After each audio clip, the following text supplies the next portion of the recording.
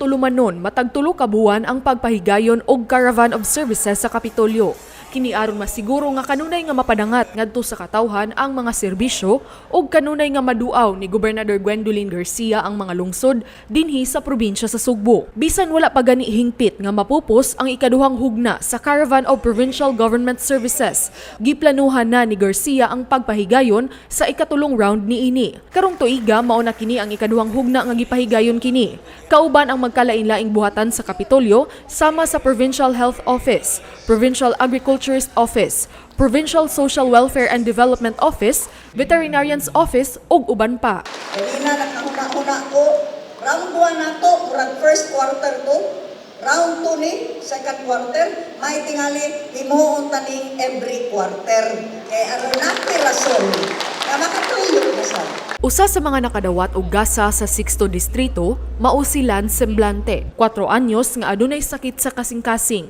Nakadawat siya og pedia wheelchair. Dako kayo may pasalamat taon kay at least karang kuan na lang bag makalingkod-lingkod na siya. Before kuan raman sa iya stroller, nay stroller niya.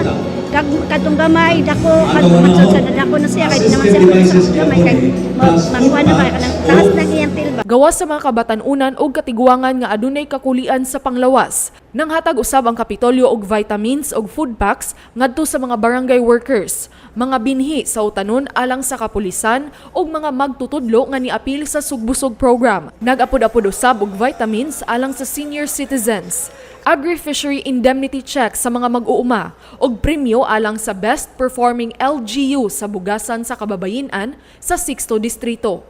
Niini ikaduhang hugna, giapil usab paghatag og recognition ang mga LGU nga maayo ang performance sa Chikiting Ligtas Immunization Program kontra tipdas, polio ug rubella. Sa iyang bahin, si Consolacion Mayor Johannes Joyjoy Aligado, malipayon gayud kay kaniadtong miaging bulan lang nagpahigayon sa caravan sa maong distrito ug anaa na sab kini karon sa ikaduhang hugna. Talagsaon kaayo nga buluhaton no sa usa ka gobernador nga siya gayon mismo ang mutunol sa mga serbisyo no.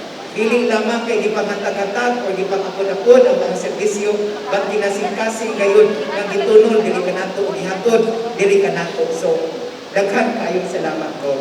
Matud ni Gobernador Juan Garcia ang padayon nga pagpaabot sa serbisyo sa Kapitolyo pamatuod sa panaghiusa sa mga opisyales. Mapasalamaton siya sa Hunta Probinsyal nga kanunay ug andam gayud mo paluyo sa iyang mga programa. Paula Mendoza, Balita sa Sugbo.